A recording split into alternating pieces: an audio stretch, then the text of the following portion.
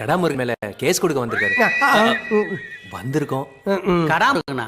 என்னப்பா கேஸ்? முன்னாள் முதலமைச்சர் கருணாநிதியுடைய பிறந்தநாள் பொதுக்கூட்டம் ஜூன் 20ஆம் தேதி திருச்செந்தூரிலே நடைபெற்றது. அந்த நிகழ்ச்சியில் தமிழக முதல்வரும் தாவேகா தலைவருமான விஜய் அவர்கள் குறித்து ஒருமையிலும் அவதூறாகவும் அனிதா ராதாகிருஷ்ணன் பேசியிருந்தார். நம்ம இப்படி ஜாலியா நடிகையோட வீட்டுல ஜாலியா இருந்தோம்.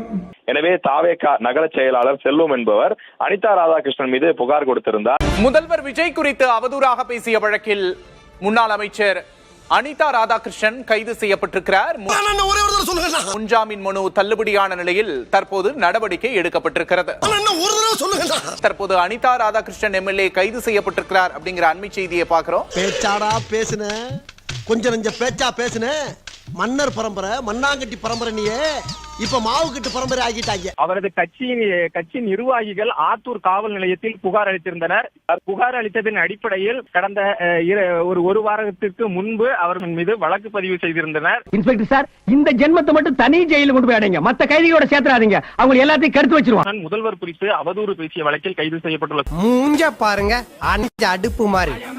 எனவே தன்னை விரைவில் கைது செய்வார்கள் என்பதை உணர்ந்த முன்னாள் அமைச்சர் அனிதா ராதாகிருஷ்ணன் உடனடியாக நீதிமன்றத்தை நாடி அவர் முன்ஜாமீன் கோரியிருந்தார். இந்த முன்ஜாமீன் மனு என்பது தள்ளுபடியானது. ஏற்கனவே 7 முறை சட்டமன்ற உறுப்பினராக இருந்துள்ளார். அவர் எப்படி பேச வேண்டும் என்பது குறித்து அவருக்கு தெரிந்திருக்க வாய்ப்பு இருக்க வேண்டும். அதன் இவருக்கு முன்ஜாமீன் வழங்கக்கூடாது எனவும் காவல்துறை சார்பிலே நீதிபதி முன்பாக வாதங்கள் வைக்கப்பட்டது. 2 தரப்பு வாதங்களையும் கேட்ட நீதிபதி 1967ஆம் ஆண்டு முதல் தொடர்ந்து தமிழகத்தை திரைத்துறையை சார்ந்தவர்கள் தான் ஆளுகின்றனர் எனவும், எனவே எம்எல்ஏவாக இருக்கக்கூடிய மனுதாரர் இது போல பேசலாமா எனவும் இது உள்ளிட்ட பல்வேறு கேள்விகளையும் காரணமாக இந்த மனு என்பது தள்ளுபடி செய்வதாக நீதிபதி அறிவித்திருந்தார். இவனெல்லாம் ஜெயில போடாதீங்க.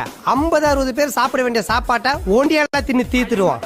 எங்க சைக்கிள் கம்பெனில வேலைக்கு சேர்த்து விடுங்க. இந்த நிலையில் தான் தற்போது இன்று காலையில் திருச்செந்தூர் அருகே உள்ள ஆத்தூர் பேரூராட்சி அலுவலகத்தில் ஆய்வு கூட்டத்திற்காக முன்னாள் அமைச்சரும் தற்போதைய திருச்செந்தூர் சட்டமன்ற உறுப்பினருமான அனிதா ராதாகிருஷ்ணன் வந்திருந்தார். பின்னால போறீங்க, ஏன் பின்னால வாங்கடா இங்கிட்டா? அப்போது அங்கு வந்த ஆத்தூர் காவல்துறையினர் அவரை, அதாவது முன்னாள் அமைச்சர் அனிதா ராதாகிருஷ்ணனை கைது செய்தனர். எவ்வளவு திமிர்றா உனக்கு!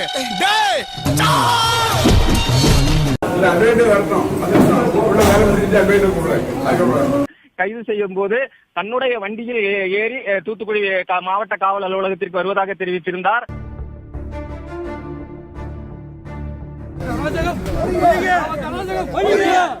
ஆனால் காவல்துறையினர் அதற்கு உடன்படாமல் அவங்களை கைது செய்யற தவிர வேற வழி இல்ல. எடப்பாடி பீரியடும் கேஸ் போட்டாங்க. ஆனால் எந்த ஆட்சியிலும் அவதூறு வழக்குகளை கைது செய்வது வழக்கமே கிடையாது. கிரை மேன், கிரை. அழு, ஃபீல் பண்ணி அழு. நீ அழுகிறத பார்த்தா இன்னொருத்தருக்கு அழுக வரணும். ஆனால் இந்த போராட்டத்தை கண்டு ஆளுங்கட்சிக்காரர்கள் மசியவில்லை. இன்று நான் மசிய வைப்பேன்.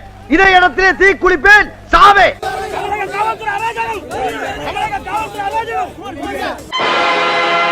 ஆடிய ஆட்டம் என்ன, பேசிய வார்த்தை என்ன,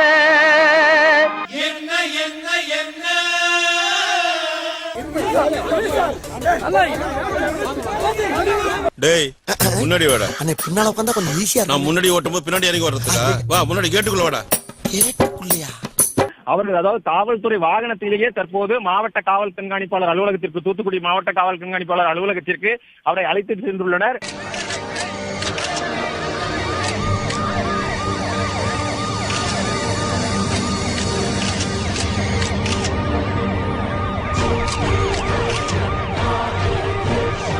திமுக கட்சி நிர்வாகிகள் அந்த வாகனத்தை செல்ல விடாமல் மறித்துக் கொண்டனர்.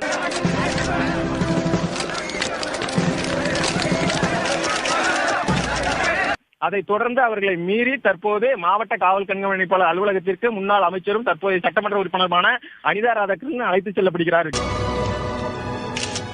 உங்களுக்கு நல்ல நேரம் ஆரம்பிச்சிருச்சு தம்பி. உங்க வீட்டு பிள்ளையா நினைச்சு எல்லாரும் என்னை மன்னிச்சிருங்க.